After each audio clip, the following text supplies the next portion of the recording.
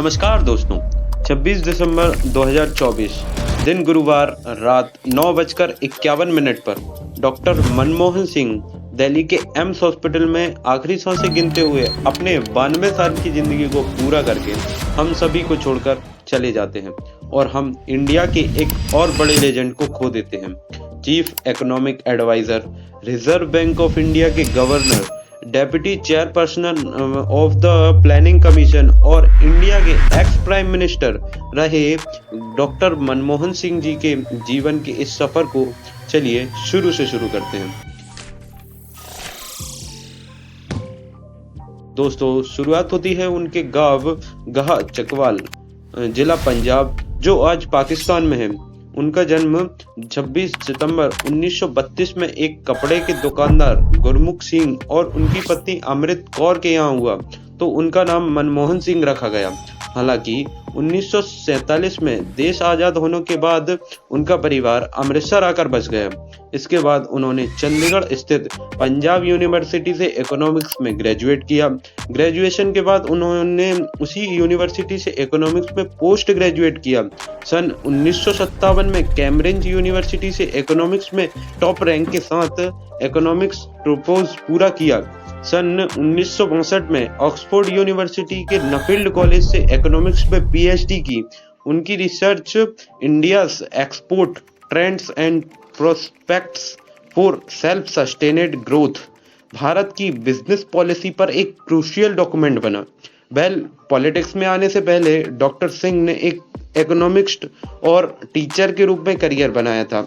उन्होंने पंजाब यूनिवर्सिटी और Delhi school of economics में इकोनॉमिक्स के प्रोफेसर के रूप में काम किया था। कुछ टाइम बाद वो United Nations conference on trend and development UNCTAD और वर्ल्ड बैंक से जुड़ गए। अपने टैलेंट पर उन्होंने बिजनेस और डेवलपमेंट इकोनॉमिक्स में इंटरनेशनली पहचान बनाई। 1972 से लेकर 1976 तक चीफ इकोनॉमिक एडवाइजर, 1982 से 1985 तक रिजर्व बैंक ऑफ इंडिया के गवर्नर, 1985 से 1987 तक deputy chairperson of the planning commission. साल 1991 में डॉक्टर मनमोहन सिंह ने भारतीय राजनीति में कदम रखा। यह वह समय था जब भारत आर्थिक संकट से जूझ रहा था। ऐसे में तभी के प्रधानमंत्री PV नरसिम्हा राव ने उन्हें फाइनेंस मिनिस्टर अपॉइंट किया।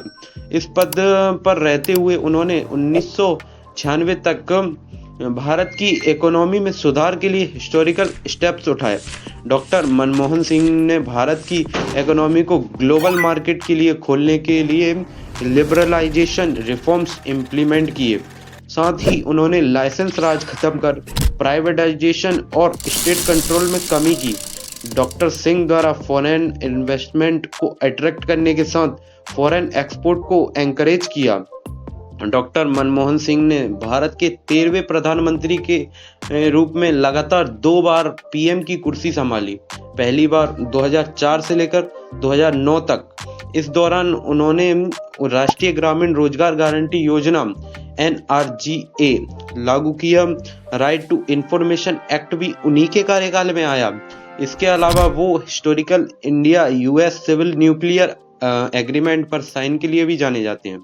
दूसरी बार 2009 से 2014 तक दूसरे कार्यकाल में उन्हें बेसिक स्ट्रक्चर के डेवलपमेंट और सोशल वेलफेयर स्कीम्स पर कंसंट्रेट किया। हालांकि इस दौरान उन्हें 2G स्पेक्ट्रम स्कैम और कॉमनवेल्थ गेम्स स्कैम जैसे विवादों का भी सामना करना पड़ा। अब मनमोहन सिंह की पर्सनल लाइफ की कुछ बातें कर लेते हैं। डॉक्टर मनमोहन सिंह की वाइफ का नाम गुरशरण कौर है, जो कि एक हाउसवाइफ और सिंगर भी हैं। उनके 3 बेटियां हैं। यह बात तो हम सभी जानते हैं कि उन्हें साइलेंट PM भी कहा जाता है। हालांकि उन्होंने इस पर साइलेंस ब्रेक करते हुए सोशली जवाब भी दिया था। अब उपलब्धियां और सम्मान भी देख लेते हैं। पद्म विभूषण 1987 में मिला था उन्हें। भारत सरकार की ओर से उन्हें भारत का दूसरा सर्वोच्च नागरिक सम्मान दिया गया था। कैम्ब्रिज और ऑक्सफोर्ड यूनिवर्सिटी सहित कई प्रेस्टिजियस यूनिवर्सिटी से उन्हें मानद डॉक्टरेट भी मिला है। उनकी डेथ के बारे में मैंने शुरू में ही आपको बताया था। उनकी डेथ का ये कारण था कि वो एज रिलेटेड डिसीज से जूझ रहे थे। इसकी वजह से वो 26 दिसंबर को घर पर बेहोश हो गए और उन्हें न्यू दिल्ली के एम्स में एडमिट कराया गया। वहाँ उन्होंने दुनिया से हमेशा के लिए अलविदा कह दिया। डॉक्टर मनमोहन सिंह की बायोग्राफी आपको कैसी लगी, इसके बारे में कमेंट करके ज़रूर बताइएगा और गलती हुई हो तो वो भी बताइएगा कोई।